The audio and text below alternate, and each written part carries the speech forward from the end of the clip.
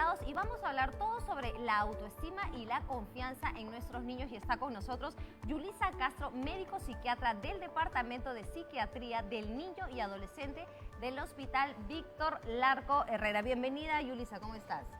Muchas gracias, contenta de que pues, nos demos este pequeño espacio para poder hablar de algo tan importante como la autoestima, la confianza, sobre todo en los chicos menores en donde se solidifica, se va solidificando la personalidad, ¿no? ¿De qué manera podemos ir, digamos, desarrollando esa confianza en nuestros niños? ¿A partir de qué edad ellos pueden entendernos y captar, digamos, los mensajes que les damos para guiarlos a que tengan una buena autoconfianza?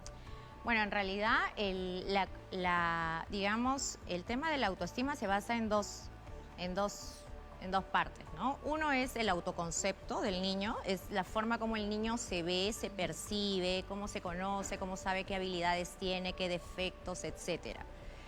Y eso va a fomentar de que el niño cómo se sienta con respecto a ese concepto que tiene, que es el autoestima, ¿no? Y esto se va formando a partir de los 3 años de edad. ¿De los 3? Desde los 3 años de edad, bien chiquititos.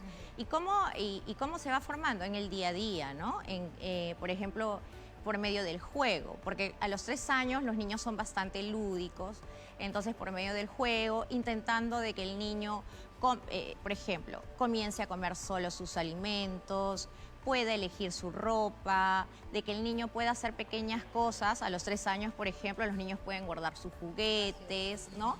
Cuando el niño quiere hablar, nosotros les demos el espacio de escucha, de una escucha activa, porque los papás mucho últimamente andan con el celular y como que no escuchan a los hijos, ¿no? Entonces paro todo, lo escucho y yo le estoy dando el mensaje de que me importas, de que eres importante. Entonces, desde los 3 añitos comenzamos con digamos, esas formas de experiencias que el niño va ganando y que se va generando un concepto, el que yo soy capaz, yo puedo hacerlo solo. Y de esa manera nosotros le damos seguridad a nuestros hijos que siempre puedan confiar en nosotros. Chicos, ¿tienen una consulta? A ver.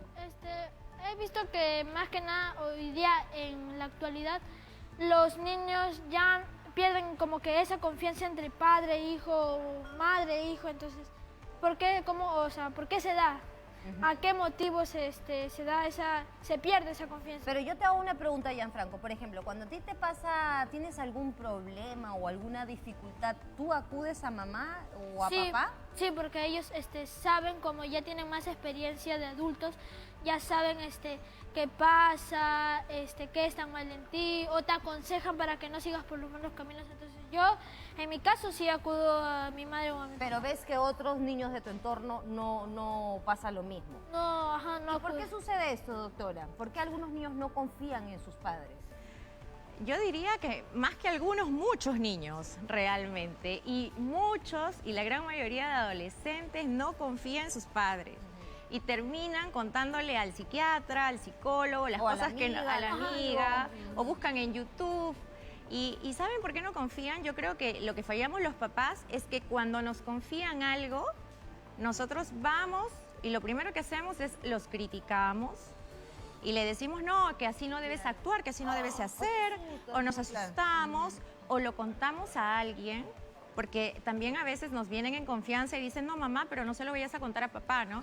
Y yo de pronto se lo cuento a papá y en vez de que el papá guarde, digamos, entre comillas, el secreto, el papá va y le llama la atención al hijo, ¿no?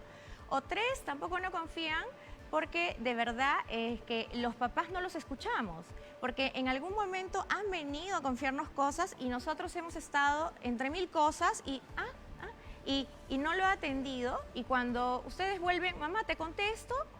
¿Qué cosa? ¿No? Entonces, el joven o los chicos piensan de que no les tomamos la atención debida y que somos demasiado juzgadores. Así es. Las próximas veces, pues ya para qué le cuento a mi mamá o a mi papá si no me van a ayudar, por el contrario, me van a criticar. No, y justo también es algo que con mi esposo siempre conversamos, que se nota cuando están los padres presentes, ¿no? Lo notas en el niño y también notas en el niño cuando el padre, madre están ausentes, ¿no? Cris, ¿tienes algún comentario que hacer? Sí, porque me parece sumamente importante el punto que tocó, que tocó Jan y lo que viene mencionando la doctora, porque creo que es el inicio de muchos problemas que pueden tener los padres con sus hijos. Pero también hay algo que he notado en muchos padres, doctora, que es que no saben llegar a sus hijos, que es que pierden la paciencia rápidamente y abandonan el tema que tenían con ellos. ¿Qué es lo que le podemos decir a los padres de cómo poder abordar estos temas? ¿Cuál es lo primero que tienen que hacer ellos para poder entrar en sintonía con sus hijos? Que eso es lo más importante porque va a partir mucho la sintonía que tengan con ellos, de lo mucho que también les vayan a contar de lo que pasan con los amigos en el colegio. Esto es una recomendación, le pediría más para los padres que no saben llegar a sus hijos. Bueno, es importante rescatar que el llegar a los chicos no es solamente en la etapa de adolescencia. Los papás vienen mucho buscando ayuda cuando el chico está adolescente y tiene problemas de conducta, ya no le cuenta cosas. Y no es el momento. Realmente nosotros nos debemos acercar a nuestros hijos desde muy pequeñitos, desde el juego, simplemente salir a comprar el pan, salir a pasear el perrito, o de repente solamente estar. A veces los chicos no quieren que les hablemos, ¿no? Solamente quieren de que de pronto solamente estemos a su lado y acompañemos. Claro. El acercamiento con los hijos va a ser muy importante. Uno es que el papá debe tener aceptación de cómo es su hijo. Cada niño es distinto. Mientras yo puedo tener un sobrino que es muy aplicado, muy estudioso, de repente mi hijo es más hiperactivo, más inquieto, le gusta más el deporte, por ejemplo. Entonces yo tengo que aceptar que mi niño tiene sus características y debo aceptarlo tal cual es. Entonces la aceptación. Lo segundo es quitarse la idea de que debemos tener hijos perfectos. Por favor, vivimos en una sociedad que busca el perfeccionismo, que la belleza, que la delgadez, que sea alto, que me traiga buenas notas, que sea perfecto en todo, y eso no existe. Si nosotros exigimos perfección en nuestros hijos lo único que vamos a hacer es alejarlos de nosotros. Y tercero, tener espacios de escucha activa. A la edad de la adolescencia, cuando en los niños todavía podemos conversar y el niño nos escucha, en la adolescencia los chicos pues nos escuchan muy poco. Más bien lo que tenemos que tener en la adolescencia son papás con bastante oídos grandes, escuchar y terminar la conversación y diciéndole, ¿y tú cómo lo solucionarías? ¿Y cómo harías? ¿No? En vez de yo darle la solución, que a ellos no les importa realmente, porque lo que más pesa en el adolescente es su círculo de amigos. Así es. ¿No? Dani, ¿tienes alguna consulta para hacerle? Ahora vamos contigo. Yeah. ¿Cuáles son las señales que presentan los niños cuando ya están perdiendo la confianza en los padres? Qué buena pregunta. Ay, cuando ya comienzan a perder la confianza en los padres, en realidad tratan de hablar poco con los padres. Responden de una manera muy parca o monosilábica. ¿Cómo te fue en el colegio? Bien. ¿Qué tal hoy día almorzaste con un compañero? Sí. ¿Algo te pasó malo en el colegio? Nada. O sea, la forma de respuesta es muy corta y cortante, de paso. Segundo, se aíslan más, ya evitan pasar tiempo con nosotros los papás. Es normal que en la adolescencia los chicos se comiencen a aislar porque buscan su espacio vital, que usualmente son sus recámaras, sus habitaciones, pero ya comienzan a aislarse más, evitan tiempo con nosotros, es decir, ya no quieren cenar con nosotros, ya no quieren almorzar, ya se aíslan y definitivamente tienen una conducta evitativa con nosotros. Y lo último, mienten. Porque muchas veces nosotros nos hemos enterado por los amigos o los profesores del colegio, doctora, y comienzan a mentir. Le voy a robar unos minutitos porque nos vamos a ir rápidamente a un avance informativo y regresamos rapidito. Ya estamos de regreso y seguimos con la doctora Yulisa Castro, médico psiquiatra, y estamos hablando sobre la autoconfianza y la autoestima de los niños. Juliel, ¿tienes alguna consulta para la doctora? Bueno, la verdad sí.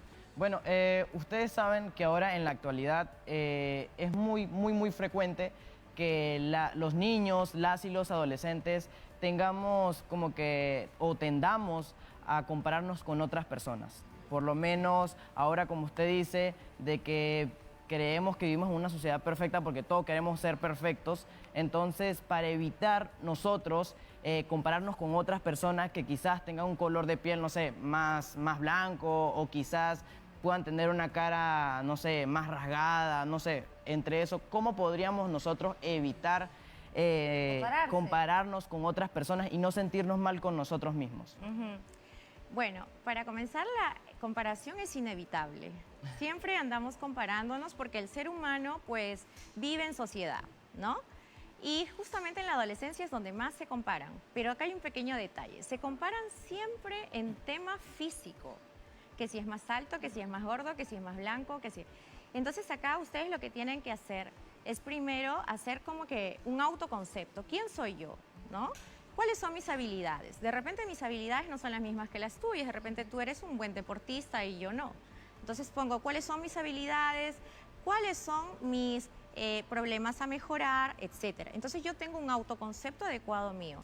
Pero hay que recordar que en la adolescencia, como ustedes se fijan todo en las comparaciones, por eso tienes que tener tú bien estructurado de que no todo es lo físico, ¿no? Hay otras y que hay, por ejemplo, en la adolescencia está mucho el tema de la atracción física por el sexo opuesto y esto. Y la atracción no solamente se basa en lo físico, se basa también en el tema intelectual, en la diversión, en los valores, en la forma como tú te expresas. Y eso ustedes no los toman en cuenta a veces. Entonces, tenerlo mapeado de ese modo, que yo no soy solamente un aspecto físico, sino mis cualidades, mis habilidades, ¿no?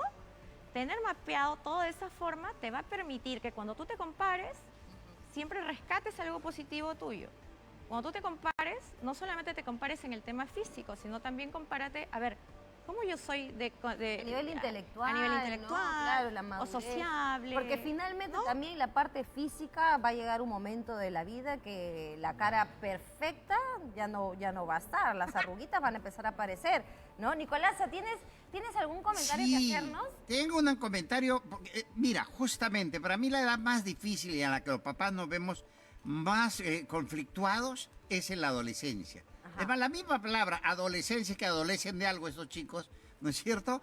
Pero en esa edad, por ejemplo, en las cuestiones hormonales, las cuestiones emocionales, es la época donde se enamoran y se enamoran por primera vez y todo eso. Y uno como padre dice, ¿yo qué hago? Yo acá tengo a mi niño que ya va a ser adolescente, ¿no? Y a veces no sé qué hacer con él, porque un día está feliz, al otro día está triste, al otro día está redegón, al otro día es un irresponsable, al otro día limpia su cuarto. ¿Qué hacemos como padres, doctora? Ayúdenos, por favor. Sí. Bueno, en la adolescencia es un periodo bastante crítico, bonito, pero crítico, en la que nos ponemos más, digamos, en... Nosotros los papás solo somos los que debemos cambiar nuestra forma de crianza. La forma de crianza en la adolescencia debería ser muy respetuosa, mucho más que en la niñez, mucho más, con diálogo de por medio, es decir, debemos dialogar con el adolescente. ¿Cuáles son tus expectativas? ¿Qué es lo que deseas? ¿Cómo me ves a mí como papá? Es decir, tener ya un feedback de nuestro adolescente. Tercero, negociar. La clave con el adolescente es negociar. Yo ya no le puedo imponer las cosas, es negociar. ¿Quieres ir a una fiesta? Ok. ¿A qué hora crees que debes regresar de la fiesta? ¿Con quién vas a estar? ¿Cómo te vas a cuidar en esa fiesta? Darle libertad, ¿no? Pero también límites, ¿no? Correcto. Y recordar además los papás que en el adolescente, como decía Nicolasa, que adolecen de muchas cosas, sí adolecen. Toda esta zona de la corteza prefrontal está en proceso de terminar de construirse. Es decir, hay la segunda poda neuronal, la mielinización. Yo no voy a esperar de mi adolescente, por tanto, de que sea juicioso, que siempre tome las mejores decisiones. Tengo que esperar que mi adolescente se va a equivocar, que sin querer se va a poner en riesgo, pero soy yo como madre o padre que soy la guía, ¿no? Entonces, algo que tenemos que recordar que en la adolescencia nosotros como padres tenemos que cambiar nuestro estilo de crianza, ser más negociadores, ser más escuchadores, por decirlo así, y hacer contrato con ellos. Contrato. No le voy a decir a las 8 te tienes que bañar. No, yo le digo, tienes todo el día para bañarte. tú verás en qué momento. Sí, muy buenas ¿No? recomendaciones, Entonces, doctora, la que nos has dado conectaditos. Espero que les haya servido estas recomendaciones. Chicos, ¿cómo se han sentido? ¿Sus dudas han sido aclaradas? Sí, ¿Sí? la verdad sí.